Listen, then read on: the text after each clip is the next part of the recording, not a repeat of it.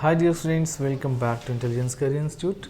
Myself Dr. Indikha Abidin. Today I am taking lecture on the topic of chromosomal disorder. Clear बच्चों, कल हम लोगों ने Mendelian disorder पढ़ लिया था, आज हम लोग पढ़ेंगे क्रोमोसोमल डिसऑर्डर. क्लियर? तो आइए डिस्कस करते हैं बच्चों कुछ पॉइंट. अगर हम लोग जेनेटिक डिसऑर्डर की बात करें, जेनेटिक डिसऑर्डर दो तरीके के होते हैं बच्चों. वन इज मेंडेलियन डिसऑर्डर, जिसको हम लोगों ने डिटेल पढ़ लिया. अब क्वेश्चन की प्रैक्टिस इस पे रह गई है. क्वेश्चन प्रैक्टिस करा देंगे, सारी चीज़ें क्लियर हो जाएंगी. और आज जो हम लोगों को लास्ट टॉपिक है वो है क्रोमोसोमल डिसऑर्डर. ठीक है बच्चों, क्रोमोसोमल डिसऑर्डर में होता क्या है और मेंडेलियन डिसऑर्डर में ये बातें पता है, लेकिन थोड़ी सी बातें आपको बता दें. मेंडेलियन डिसऑर्डर में ये क्रोमोसोम है बच्चों, इसमें इस तरीके से डीएनए है. इसमें क्या होता है कि बेसेस होते हैं, ए हो गया, टी हो गया, जी हो गया, सी हो गया. यानी इस जीन के ऊपर डिफेक्ट हो जाए, सी वाला जीन डिफेक्ट हो जाए, यानी सिंगल जीन पर कोई डिफेक्ट हो जाए तो हम लोग बोलते हैं मेंडेलियन डिसऑर्डर. ठीक है, यहाँ से कोई यूवी रेज आ रही है, एक्स रेज आ रही हैं, ए वाले को जो है उसने चेंज कर दिया, तो इसको हम लोग क्या कहेंगे, सिंगल बेस सब्स्टिट्यूशन हो रहा है, यानी मेंडेलियन डिसऑर्डर. लेकिन क्रोमोसोमल डिसऑर्डर में क्या होता है बच्चों, इसमें क्रोमोसोम बढ़ जाए. जैसे मान लीजिए ये है एक्स, ये है एक्स क्रोमोसोम. क्लियर? तो एक एक्स्ट्रा एक्स क्रोमोसोम आ जाए, है ना. क्रोमोसोम घट भी सकता है, बढ़ भी सकता है. ठीक है, यानी लॉस हो जाए और गेन हो जाए.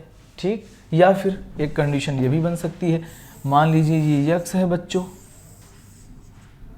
ये एक्स है, ये वाई है.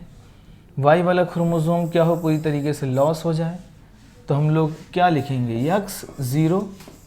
क्या हो जाएगा, एक्स ज़ीरो हो जाएगा, क्योंकि ज़ीरो मीन्स लॉस हो चुका है. कौन सा क्रोमोसोम, वाई क्रोमोसोम. तो इस तरीके की कंडीशन बन सकती है, या तो गेन हो जाए वन क्रोमोसोम, या तो लॉस हो जाए. और तीसरी कंडीशन क्या हो सकती है, ये क्रोमोसोम ये ब्रेक हो जाए, यहाँ से टूट भी सकता है क्रोमोसोम, है ना, और यहाँ से ब्रेक हो जाए, यहाँ से ब्रेक हो जाए. ठीक है, तो अलग अलग होते हैं. तो हम लोग पढ़ लेते हैं वन बाय वन. मेरे ख्याल से समझ में आ रहा है सभी को. अब क्रोमोसोमल डिसऑर्डर में हम लोग पढ़ते हैं एनयूप्लॉइडी. क्या पढ़ते हैं, एनयूप्लॉइडी. एनसीईआरटी में दिया हुआ, इसको जानना भी ज़रूरी है क्या होता है.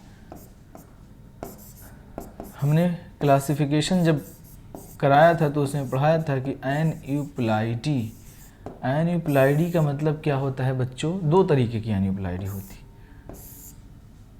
एक होता है हाइपर, हाइपर मीन्स होता है बढ़ जाना. ठीक है, हाइपरप्लॉइडी. और हाइपो, हाइपो मीन्स होता है कम हो जाना.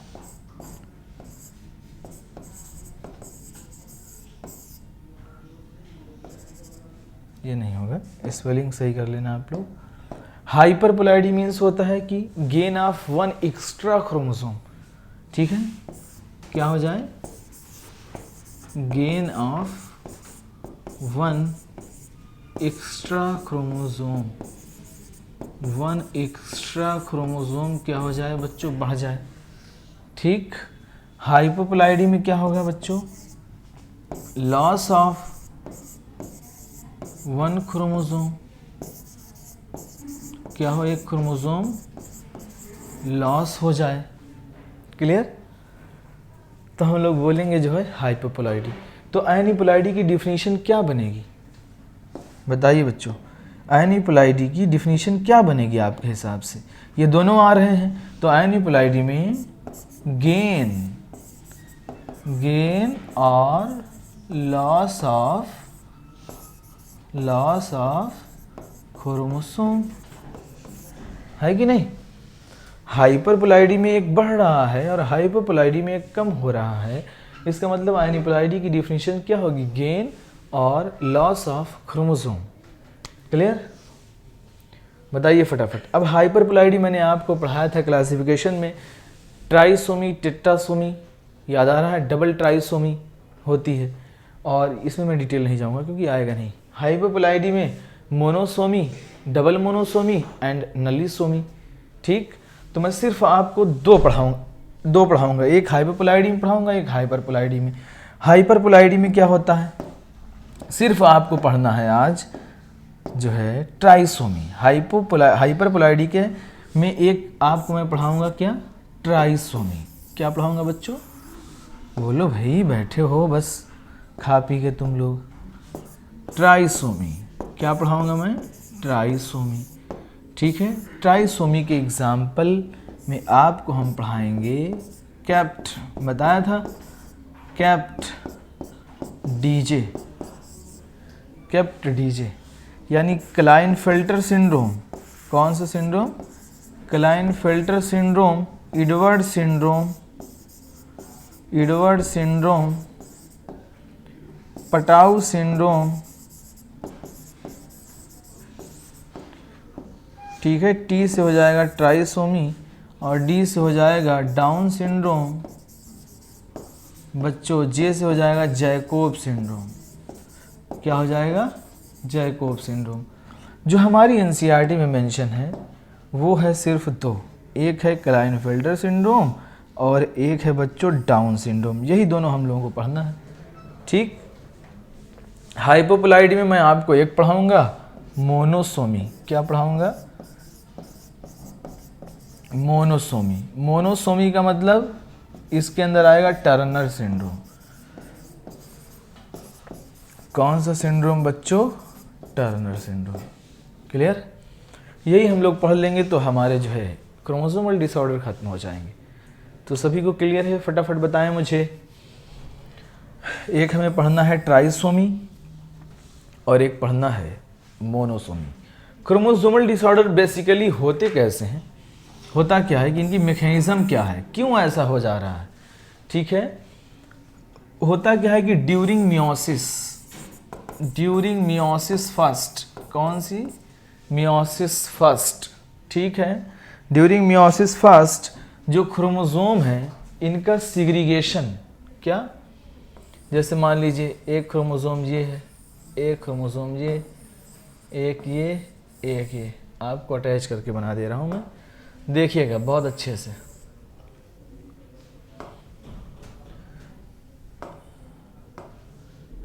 अब समझिए, ये देखिए आप। ठीक है, ये लोग जब सेपरेट होते हैं ना फेस के दौरान, तो होता क्या है कि हो सकता है ये वाला यहाँ चला आए, यानी ये कंडीशन डेवलप हो सकती है, ये कंडीशन हो सकती है, और ये वाले में ये हो सकता है, और ये वाला जो है यानी ये क्रोमोसोम इसके साथ आ जाए, तो एक तरफ क्या हुआ, गेन हो गया, एक तरफ क्या हो गया, लॉस, यानी नॉन डिसजंक्शन।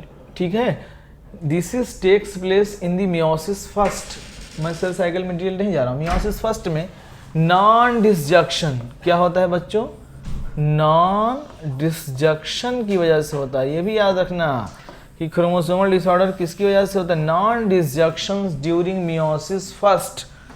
किस फेज में बच्चों, मियोसिस फर्स्ट में नॉन डिसजंक्शन होने की वजह से जो क्रोमोसोमल डिसऑर्डर होते हैं। क्लियर, बताया मुझे फटाफट, फिर शुरू करते हैं हम लोग। ट्राइसोमी में सबसे पहले आपको पढ़ाएंगे हम डाउन सिंड्रोम। क्लियर है सभी को, आगे बढ़ जाएं, कोई नहीं बोल रहा है। चलिए पढ़ाते हैं फर्स्ट डाउन सिंड्रोम।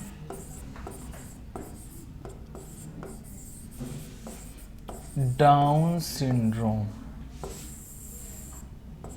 इसी को कहते हैं Mongolian syndrome, also called Mongolian syndrome, also called बच्चों मंगोलियन सिंड्रोम। यानी डाउन सिंड्रोम का दूसरा नाम क्या है बच्चों, मंगोलियन सिंड्रोम है। Down syndrome is also called Mongolian syndrome. Clear, जैसे लग रहा है यहाँ कुछ बट रहा है, सब लोग आ रहे हैं, महक जा रही हो। ठीक है, डाउन सिंड्रोम इसको किसने दिया था? लैंगडन डाउन ने डिस्कवरी की थी, लैंगडन डाउन। तो इन्होंने अपने नाम पे रख लिया कि भैया, और यही हुआ है। पीरियोडिक टेबल में भी देखिए आप, 100 के बाद जो साइंटिस्ट आए जिन्होंने जो चीज़ें डिस्कवर की अपने नाम पे रखा। ठीक है, आप लोग भी कुछ डिस्कवर करेंगे तो अपना नाम देंगे, है कि नहीं? जैसे हैदर सर देते रहते हैं। लैंगडन डाउन 1866 में जो है डिस्कवरी किया था। इसमें क्या हो जा रहा है बच्चों? इसमें ये एग्जाम्पल है ट्राइसोमी का, अभी बताया था। किसका एग्जाम्पल है? ट्राइसोमी। ट्राइसोमी का मतलब 21 कितने होते हैं? 23 पेयर होते हैं क्रोमोसोम, यानी 46। 21 वाला इंक्रीज कर जाता है, एक क्रोमोसोम 21 पे इंक्रीज कर जाता है। जैसे आपको देखने को मिला इस तरीके से, सेम बिल्कुल ये इस तरीके से आपको देखने को मिला। ये हम मान लेते हैं कि 1 2 3 4 5 6 7 8 9 10 और ये 20। ओ सॉरी, इसको हम मान ले रहे हैं। देखते चलिए कि हम 1 2 3 4 मैं बनाते हुए आ गया। मैं कहाँ तक आ गया? ये है 18, ये है बच्चों 19, ये है बच्चों 20। ठीक है, और इसमें हुआ क्या कि 20 20 20। ठीक है, आपको फर्क कहाँ दिख रहा है? ये है 21, क्लियर? और ये क्या है? ये देखिए बिल्कुल सेम है 22। और ये जो है ये बड़ा वाला x, ये वाला y, इसका कार्योटाइप इस तरीके से आपको दिख रहा है। तो आपको देखने को मिल रहा है चेंजेस कहाँ दिख रहे हैं? बताइए चेंजेस, हाँ पढ़ लो। चेंजेस आपको ये कहाँ दिख रहे हैं बेटा? ये चेंजेस आपको कहाँ देखने को मिल रहे हैं? 21 पे, क्लियर? तो 21 पे एक क्रोमोसोम क्या हो गया? यहाँ पर बढ़ गया, नहीं दिख रहा। ये कार्योटाइपिंग इस तरीके से आपको दिखेगी। कुछ लोग पूछ रहे हैं कि सर आपने तो यक्स को बड़ा और वाई को छोटा बना दिया, यहाँ भी डिफेक्ट दिख रहा है ना। यक्स क्रोमोसोम लार्ज होता है, क्या होता है? लार्ज होता है। 2968 शायद इसमें जीन होते हैं, और वाई वाले में 231, मुझे जहाँ तक याद हो रहा है। ठीक है, एक बार ज़रूर चेक करिएगा, सबसे लार्ज होता है। ठीक है, तो ये आप लोगों को कार्योटाइपिंग दिख रही है, यानी 21 वाला क्या किया बच्चों? इंक्रीज कर गया। तो हम लोग बोलते हैं यानी ये ट्राइसोमी का एग्जाम्पल है। ट्राइसोमी यानी 3 हो गए। देख रहे हैं आप लोग? पीयूष दिख रहा है? मैडम दिख रहा है? एंजॉय कर रही है या फिर सो रही? अच्छा पढ़ रही। चलिए बच्चों आ जाइए। अब इसमें क्या होता है? ये क्यों होता है? वही जब क्रोमोसोमल डिसऑर्डर है तो नॉन डिसजंक्शन, किसकी वजह से? Non disjunction during meiosis first. ठीक, मियोसिस फर्स्ट के किस फेस में? एनाफेस। किस फेस में? एनाफेस में। मेरे ख्याल से क्लियर है सभी को। बताइए बच्चों, फटाफट बताइए, क्लियर है तो हम आगे बढ़ जाएं। कितने लोगों को नहीं क्लियर है? चलिए कुछ इसके क्लिनिकल फीचर्स की बात करते हैं। किसकी बात कर लें? Clinical feature. क्लिनिकल फीचर इसमें क्या हो सकते हैं? ठीक है, क्लिनिकल फीचर आपको दिखेंगे बच्चों। डाउन सिंड्रोम में चिल्ड्रंस अफेक्टेड होते हैं मोस्टली, तो आप इसमें देखेंगे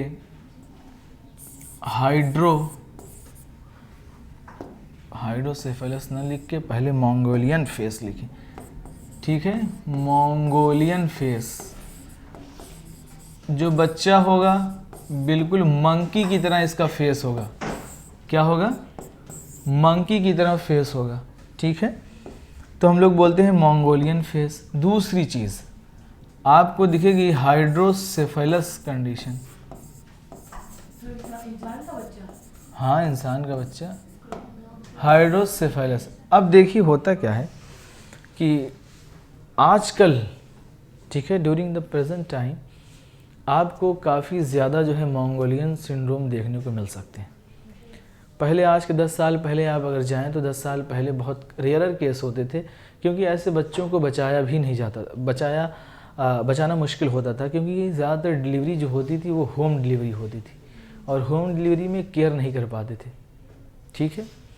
और बहुत सारे बच्चे जो है अब हॉस्पिटलाइज्ड डिलीवरी हो रही है तो उसको बचा लिया जाता है, ठीक है, बेहतरीन केयर दे के उनको बचा लिया गया, तो वो सर्वाइव बहुत कम करते हैं। सर्वाइव जो है 8 साल, 10 साल, 6 साल, 2 साल, 3 साल, 5 साल, 20 साल, इससे ज़्यादा सर्वाइव नहीं कर पाते हैं ये लोग, ठीक है। तो यानी इसका जो हेड होता है ब्रॉड, पूरा हेड जो है बिल्कुल बड़ा, यानी हम लोग कहें कि एक्युमुलेशन ऑफ CSF फ्लूइड बहुत ज़्यादा बढ़ जाता है, जिससे ये जो फेस होता है क्या होता है, बहुत ज़्यादा जो है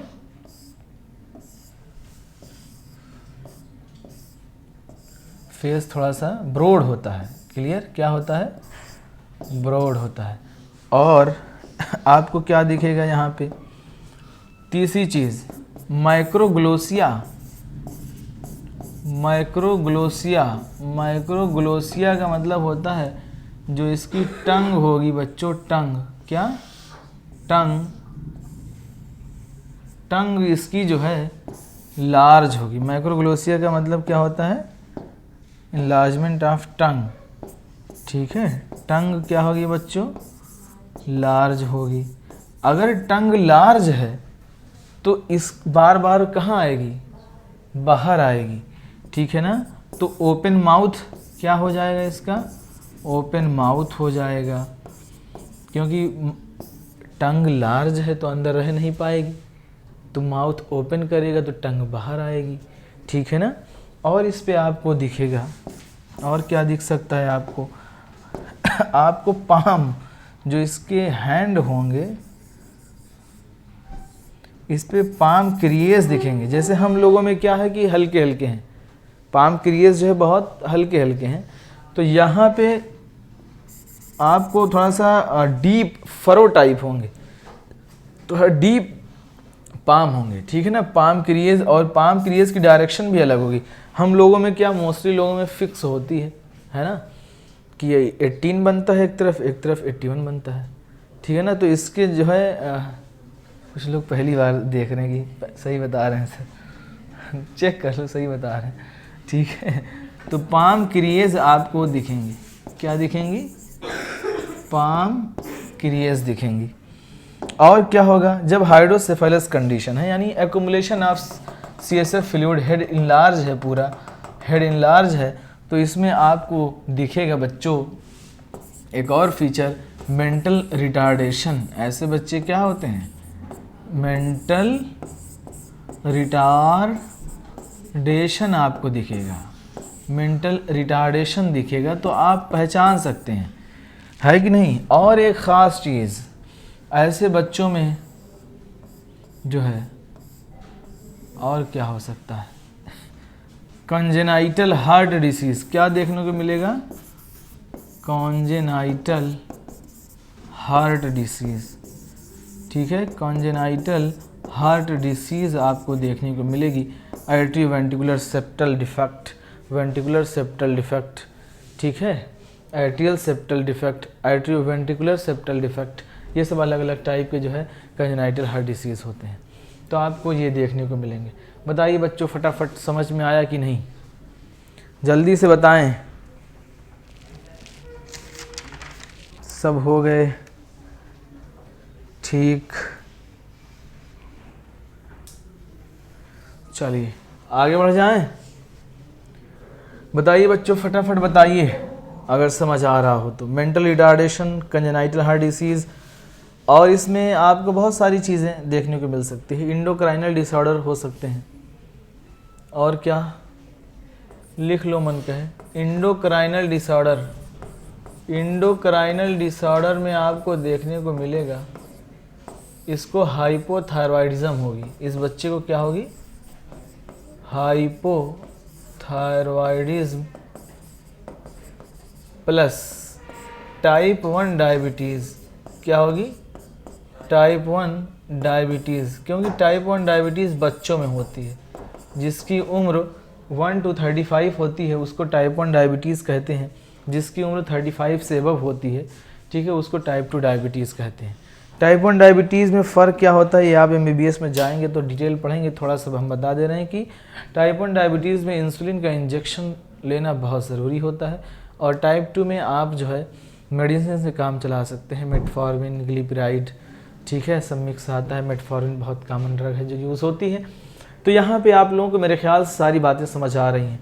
और आप क्या कह सकते हैं, अगर जो है मेंटल रिटार्डेशन है जिसको आप कह सकते हैं dementia, loss of memory, dementia भी हो सकता है। क्या हो सकता है, डिमेंशिया, लॉस ऑफ मेमोरी, या सेरिब्रल एटलैक्सिस हो सकता है, यानी सेरिब्रल जब मेंटल रिटार्डेशन है तो बैलेंस नहीं बना पाएगा बच्चा। तो बहुत सारी चीज़ें हो सकती हैं, लेकिन जो NCERT में आप वही याद रखिए, ठीक है। और अगर मान लीजिए बच्चा सरवाइव कर रहा है, एडल्ट स्टेज में आ रहा है, ठीक है, बच्चा मान लीजिए सरवाइव किया, सरवाइव करने के बाद किस एज में आ रहा है, एडल्ट स्टेज में आ रहा है। तो एडल्ट स्टेज में आने के बाद ये जो है रिप्रोडक्टिव सिस्टम इसका क्या होगा, स्टेराइल होगा। क्या होगा, स्टेराइल, ठीक है, स्टेराइल होगा। इसमें जो है लो स्पर्म प्रोडक्शन होगा, ठीक है, या इस पर माइटोजेनेसिस ही नहीं होगी, ठीक है, जिससे स्टेरिलिटी आ जाती है रिप्रोडक्टिव सिस्टम में। और एक लास्ट पॉइंट बता देना, बहुत देखिए बहुत सारी चीज़ें हो सकती हैं, लेकिन जो NCERT में उसी को कवर करिएगा।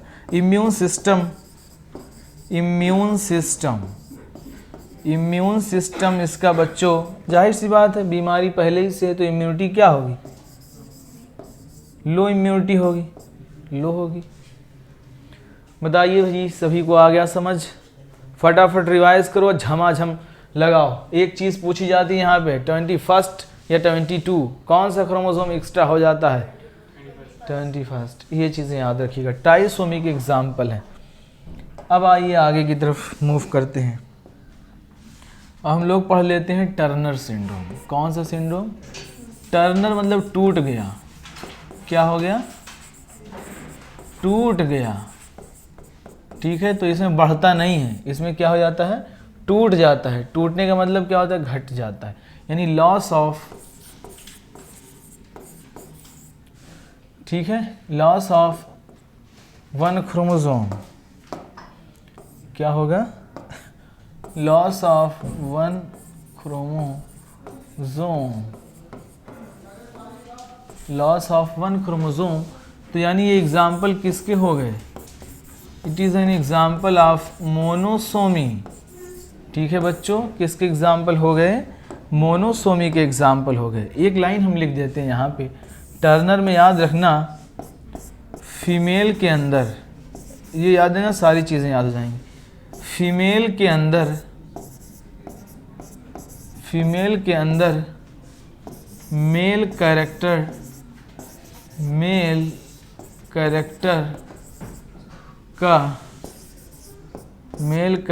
का डेवलपमेंट होना,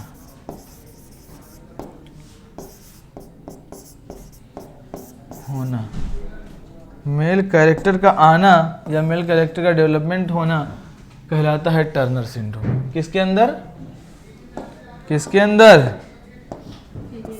फीमेल के अंदर। फीमेल के अंदर किसके कैरेक्टर आएंगे, फीमेल के अंदर मेल के कैरेक्टर का आना कहलाता है बच्चों, ठीक है, टर्नर सिंड्रोम। ये एग्जाम्पल किसका है, मोनोसोमी का है, लॉस ऑफ 1 क्रोमोसोम, ठीक, किसका एग्जाम्पल है बच्चों, मोनोसोम। मेरा कैरेक्टर आना, ठीक है, हाँ, मेल का कैरेक्टर डेवलपमेंट होना नहीं, मेल का कैरेक्टर आना।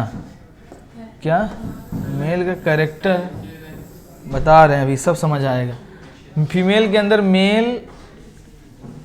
मेल के कैरेक्टर आना, ठीक है, कोई फीमेल है उसके अंदर मेल के कैरेक्टर आ गए। अब क्या क्या हो सकते हैं, ये भी क्या होता है, नॉन डिसजंक्शन की वजह से होता है। किसकी वजह से होता है बच्चों, नॉन डिसजंक्शन की वजह से होता है, नॉन डिसजंक्शन की वजह से होता है। और टर्नर सिंड्रोम हम लोग आइडेंटिफाई कर सकते हैं बच्चों तब पूछो कब? प्यूबर्टी पर। कब? प्यूबर्टी पर, at the age of puberty, क्योंकि तभी तो पता चलेगा कि मेल है या फीमेल, क्योंकि प्यूबर्टी के पहले तो मेल और फीमेल बराबर होते हैं। जो चीज़ें फीमेल करती है वही मेल करता है, ठीक है।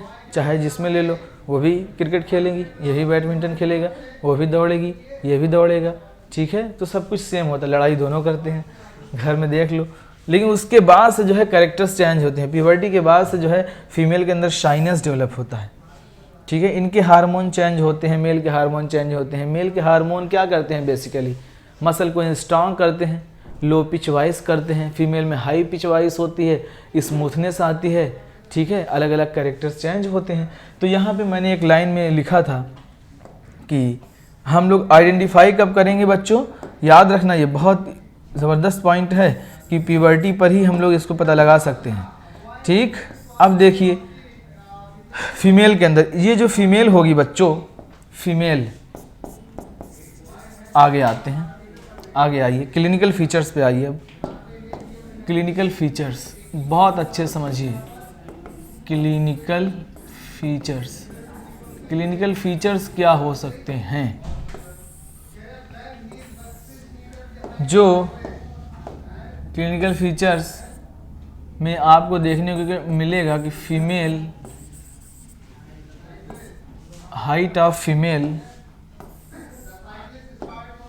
Height of female, height of female less than 5 feet.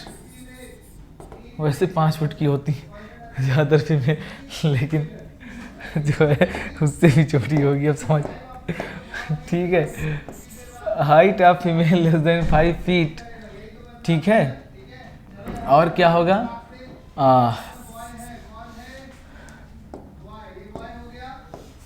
Secondary sexual character, secondary sexual character, secondary sexual character, secondary sexual character not developed. Develop होगा नहीं, क्योंकि मेल के कैरेक्टर आ रहे हैं, है ना। यानी हम लोग कहेंगे ब्रेस्ट का डेवलपमेंट नहीं होगा, ठीक है। और क्या होगा? रूडिमेंट्री ओवरी, ओवरी इसकी क्या होगी? रूडिमेंट्री यानी नॉन फंक्शनल। रूडिमेंट्री ओवरी है, इसका मतलब हम क्या कहेंगे? Non functional ovary. इसकी ओवरी कैसी होगी बछवा? नॉन फंक्शनल, ठीक। वर्क नहीं करेगी, नॉन फंक्शनल होगी, ठीक। तो हम लोग कहेंगे नो मेंस्ट्रुएशन, नो मेंस्ट्रुएशन। तो इन सबको एक लाइन में अगर कहना चाहें तो क्या कह सकते हो? इसको एक लाइन में हम लोग कहेंगे कि स्टेराइल होगी। फीमेल क्या होगी? बताओ भाई। फीमेल स्टेराइल होगी। अगर रिप्रोडक्शन में हम लोग स्टेरिलिटी की बात ना करें तो हमारा रिप्रोडक्शन कंप्लीट होगा ही नहीं, क्योंकि बहुत अहम किरदार है। दुनिया परेशान है जो है स्टेरिलिटी से। चलिए, बहुत सारे कारण हैं स्टेरिलिटी के। एक कारण बता रहे हैं, जो है बताया था, ड्रग, बहुत लॉन्ग ड्रग चल रही है, ठीक है। और साइकोलॉजिकल चीज़ें हो रही हैं, और टाइट अंडरवियर जो पहनते हैं उनमें भी स्टेरिलिटी का चांस ज़्यादा होता है। पीयूष समझ लो, तुम्हारे लिए बता रहे हैं। आओ आगे आइए। तो सेकेंडरी सेक्सुअल कैरेक्टर क्या होंगे? नॉट डेवलप, रूडिमेंट्री ओवरी होगी, नो मेंस्ट्रुएशंस, फीमेल स्टेराइल होगी, ठीक है। और क्या आपको दिख सकता है? बाकी मेल के कैरेक्टर्स अब ये आएंगे कि जो चेस्ट होगी वो ब्रॉड होगी। क्या होगी? चेस्ट, ब्रॉड चेस्ट, ठीक। और क्या हो सकता है? लो पिच हो जाएगी। क्या हो जाएगी? लो पिच हो सकती है, क्योंकि फीमेल के अंदर मेल कैरेक्टर आ रहे हैं, तो लो पिच हो सकती है। बताइए बच्चों, फटाफट बताइए, क्लियर है क्या? एक लाइन में आप सब कुछ निकाल सकते हैं कि फीमेल के अंदर मेल का कैरेक्टर आना, ठीक है। रेयर डिसीज, ठीक है बच्चों। लेकिन वो जेंडर फीमेल में ही काउंट की जाएगी ना। हाँ, वो आप बीच में भी रख सकते हैं लेकिन फीमेल में ही काउंट की जाएगी, ठीक है बच्चों, समझ आ रहा है ना। इसमें होता क्या है ये बता दें। हाँ पूछो पूछो। अरे नहीं पूछ लो, ऐसा क्यों हो रहा है, सवाल है कि ऐसा क्यों हो रहा है, क्योंकि ये बातें पहले बताई थी लेकिन आ जाओ यहीं। टर्नर सिंड्रोम में अगर हम देखें, किसमें, टर्नर सिंड्रोम में, ये क्रोमोसोम, ठीक इस तरीके से जो है आप क्रोमोसोम देखिए। मान लीजिए ये बच्चों, ये मान लेते हैं 43, ये है 44, ये है बच्चों 45, है ना। अब यहाँ पे जो ये हैं भाई साहब यक्स यही होंगे, क्योंकि फीमेल के अंदर क्या हो रहा है, ये 45, इसमें इसको क्या कहेंगे 46वां क्रोमोसोम है, इसमें ये जो है लॉस हो जाता है। ये जो है कार्योटाइप इसका आपको ऐसे दिखेगा, आपको कैरियोटाइप कैसा दिखेगा, इस तरीके से, ठीक है। तो यहाँ पे कुछ नहीं है तो क्या लिख दोगे, बताओ भाई, जब यहाँ पर कुछ नहीं है तो क्या लिख दोगे, 0, क्या लिखोगे। तो इसको हम लिख क्या सकते हैं, देखना, ये है यक्स, ये क्या है, तो इसको आप अगर लिखना चाहें तो क्या लिखेंगे, 45 प्लस यक्स 0, या 22, ठीक, प्लस यक्स ओ, सही है, 45 वही तो हुआ, ठीक है। ये आप ऐसे लिख दीजिए, कोई दिक्कत नहीं, किसी को आपत्ति किसी को नहीं है ना।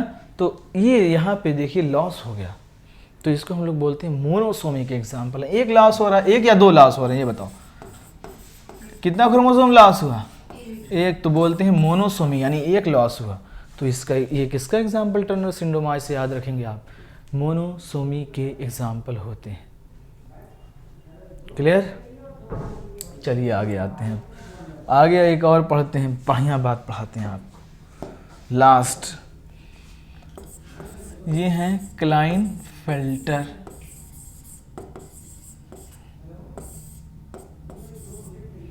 Klinefelter syndrome.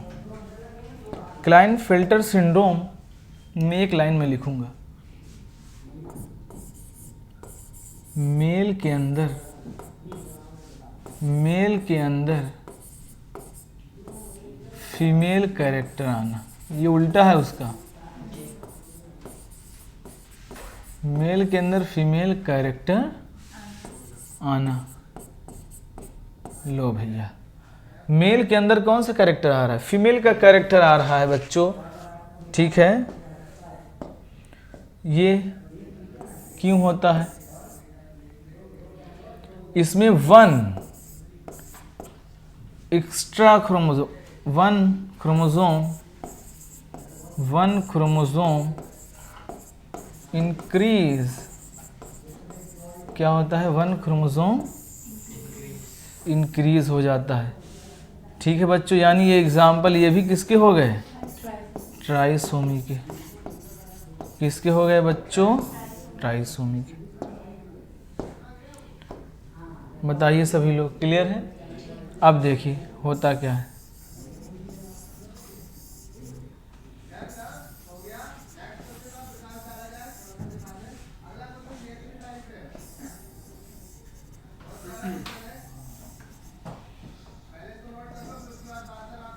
देखिए क्रोमोसोम का साइज क्या होता है? क्रोमोसोम का साइज क्या होता है? साइज तो एग्जैक्ट लिखा नहीं है कहीं, सिर्फ पूछा ही जाता है। नहीं, ठीक है, स्मॉल होते हैं, साइज कहीं नहीं लिखा, सिर्फ यक्स वाला लार्ज होता है, बाकी स्मॉल होता है, ठीक है, वाई वाला स्मॉल होता है। अब यहाँ पे आप देखिए जो है, बहुत अच्छे से देखिएगा, ये मान लेते हैं हम लोग 44, यहाँ से सब सेम आया है, ये हैं 45, ये हैं 46। इसमें क्या होता है कि 1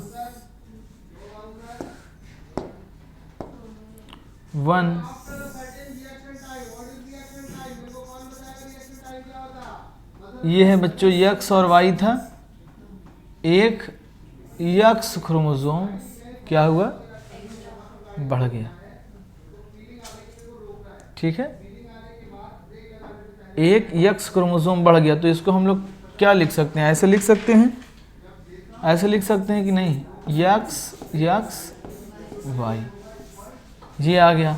तो बताइए 40 कितना था, 6 प्लस, नहीं ये लिखो, हाँ 45 प्लस यक्स वाई, है ना। तो इसमें बढ़ा कौन सा, यक्स। अब यक्स किसको किसके कैरेक्टर लाएगा, यक्स क्रोमोसोम फीमेल के, तो यानी मेल के अंदर फीमेल के कैरेक्टर आना ड्यू टू नॉन डिसजंक्शन, ठीक है, नॉन डिसजंक्शन हो गया, 1 एक्स्ट्रा क्रोमोसोम आ गया, ठीक है। ये भी क्या होगा, नॉन डिसजंक्शन से होगा, सभी क्रोमोसोमल नॉन डिसजंक्शन की वजह से होता है, हाँ नॉन डिसजंक्शन, क्लियर। तो क्लाइनफेल्टर सिंड्रोम में यानी इनके फीचर्स भी आसान हो गए पढ़ना, है कि नहीं। अब बताइए फटाफट क्लिनिकल फीचर्स, आप लोग लिख सकते हैं अब आराम से, clinical feature, clinical feature,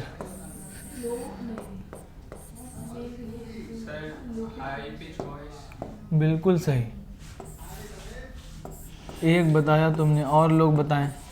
high pitch हो जाएगी क्योंकि मेल के अंदर, हाँ ठीक, और जो मेल होगा ये थिन एंड टॉल होगा, क्या होगा, थिन एंड टॉल, और क्या होगा, हाँ जो मेल के अंदर फीमेल कैरेक्टर, तो बॉडी हेयर जैसे फीमेल के होते हैं वैसे ही इसके भी बॉडी हेयर होंगे, या प्यूबिक हेयर हम कहें, प्यूबिक हेयर जैसे फीमेल के आते हैं वैसे ही इसके भी आएंगे, ठीक है, pubic hair like a female.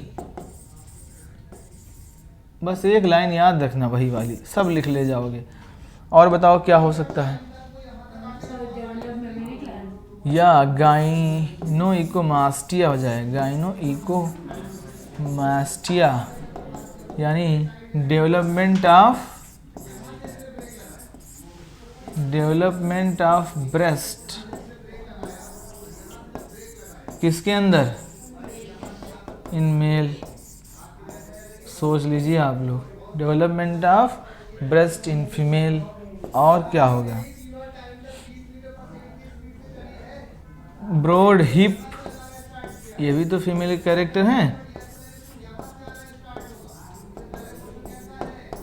है कि नहीं बच्चों,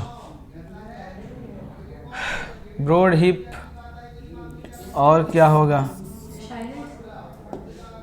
शाइनेस तो नहीं आप कहेंगे यहाँ पे, ठीक है। और क्या होगा, ब्रॉडर हिप है, रिप्रोडक्टिव नॉन फंक्शनल, टेस्टिस क्या होगा, नॉन फंक्शनल। अगर टेस्टिस नॉन फंक्शनल है तो स्पर्मेटोजेनेसिस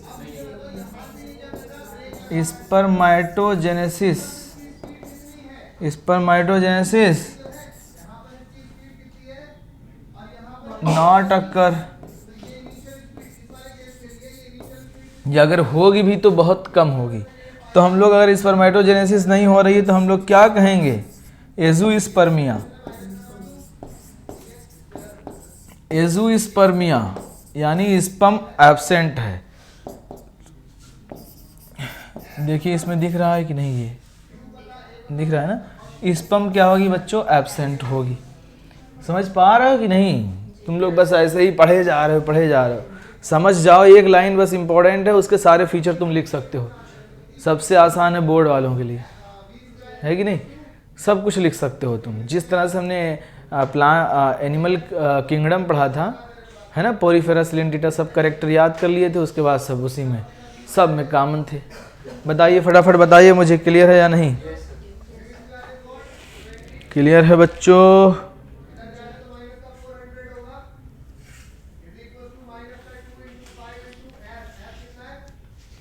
चलिए अब एक और चीज़ इसमें और क्या हो सकता है, lack of secondary sexual character क्या होंगे बच्चों, इसी में लिख दे रहे हैं। सेकेंडरी सेक्सुअल कैरेक्टर क्या होगा, सेकेंडरी सेक्सुअल कैरेक्टर क्या होंगे, नॉट डेवलप, एब्सेंट नहीं, एब्सेंट भी कह सकते हो, नॉट डेवलप को ज़्यादा बेटर है, एब्सेंट का मतलब है ही नहीं, ठीक है, नॉट, हाँ, नॉट डेवलप्ड, ठीक है बच्चों। तो वही सारी चीज़ें जो है आ जाएंगी, मेरे ख्याल से क्लियर है। अब एक और बात बताते हैं आपको, फेमाइन कैरेक्टर आना, कौन सा कैरेक्टर, फेमाइन, कौन सा कैरेक्टर आना बच्चों, फेमाइन कैरेक्टर यानी फीमेल वाले कैरेक्टर आना सिर्फ और सिर्फ डिपेंड करता है लेवल ऑफ टेस्टोस्टेरॉन और एस्ट्रोजन पर। तो इसके अंदर टेस्टोस्टेरॉन क्या है, डिक्रीज है, यानी कौन सा लेवल बढ़ा हुआ है, एस्ट्रोजन।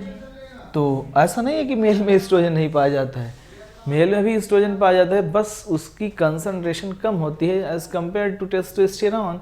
लेकिन यहाँ पे डिफेक्ट हो गया है, टेस्टोस्टेरॉन का लेवल बिल्कुल कम है, तो एस्ट्रोजन का लेवल क्या होगा, बढ़ा हुआ मिलेगा। यानी हम लोग डायग्नोसिस अगर करना चाहें, क्या करना चाहें बच्चों, डायग्नोसिस आप कैसे करेंगे, डायग्नोसिस ऑफ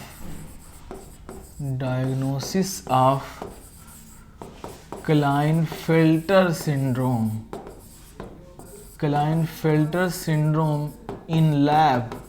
इन लैबोरेटरी, कोई पहुंच ना जाना चेक करवाने, ठीक। हाँ, जब पढ़ते हैं तो लगता है कि सारे कैरेक्टर हमारे ही अंदर हैं, ये तो हमसे मैच कर रहा है, ऐसा लगता है, लेकिन ऐसा कुछ नहीं है, कोई पहुंच ना जाना, ठीक है।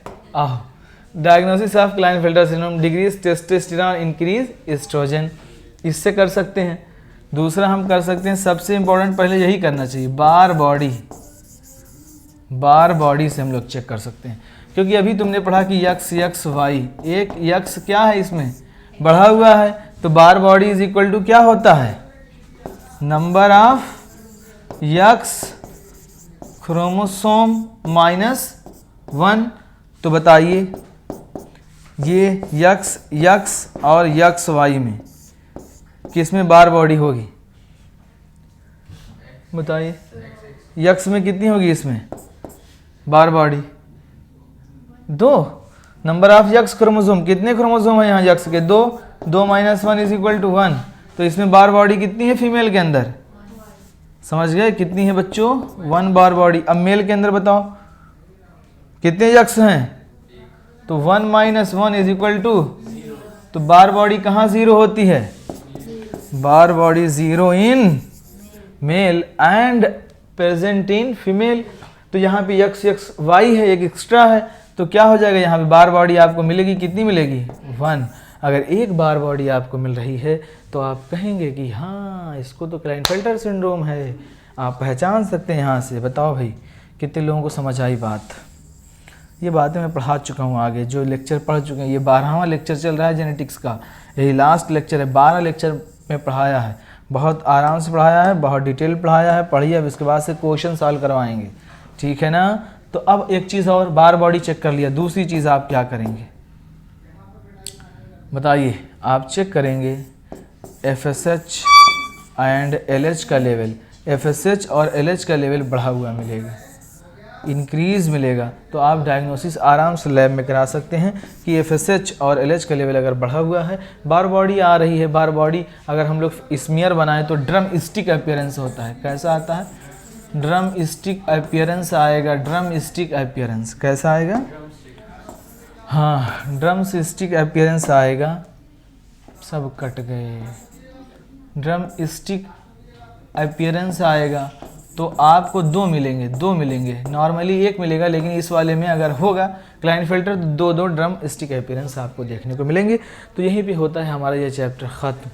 अब आप लोगों को पढ़ना है बच्चों, अच्छे से पढ़िए, बहुत अच्छे से पढ़िए। अब हम लोग शुरू करेंगे अगला चैप्टर जो है मॉलिक्यूलर बेसिस ऑफ इनहेरिटेंस है। शायद मॉलिक्यूलर बेसिस ऑफ इनहेरिटेंस यानी DNA RNA के बारे में पढ़ेंगे। पिछला था principles of inheritance and variation, अब हम लोग पढ़ाएंगे 6 चैप्टर। शुरू करते हैं। जो है ये भी काफ़ी लंबा चलने वाला है तो कोई बोर नहीं होगा। कम से कम 1 महीना पढ़ाएंगे इसको, 1 महीना नहीं 15 डेज पढ़ाएंगे। क्लियर? इसके बाद हम लोग शुरू कर देंगे बच्चों इवोल्यूशन चैप्टर पढ़ा देंगे आपको। देन हम लोग शुरू कर देंगे बायोटेक में आ जाएंगे। हम बायोटेक के 2 चैप्टर बहुत ज़बरदस्त पढ़ाएंगे। फिर इकोलॉजी पढ़ लेंगे, हमारे चैप्टर हो जाएंगे ख़त्म। ठीक, माइक्रोब्स इन ह्यूमन वेलफेयर और फूड वाला भी पढ़ाएंगे। बिल्कुल परेशान ना होएं, ठीक है। क्वेश्चन आप लोग ज़रूर सॉल्व करिएगा, क्वेश्चन हम सॉल्व करवाएंगे इस पर। तो इतना ही रखते हैं। ये देखो, अच्छा अगर किसी को PDF इसकी चाहिए होगी ना तो मुझे बताएगा। फिर ये जो है सेव करा लेंगे। सेव कराने के बाद इसको अभी करते हैं सेव। कैसे होगा? चलिए बच्चों इतना ही रखते हैं। आप लोग जो है आराम करिए, ठीक है। Okay bye. लाइक करिए, कमेंट करिए, ठीक है, और सब्सक्राइब ज़रूर करिए। आप लोग थोड़ा सा शेयर करिए।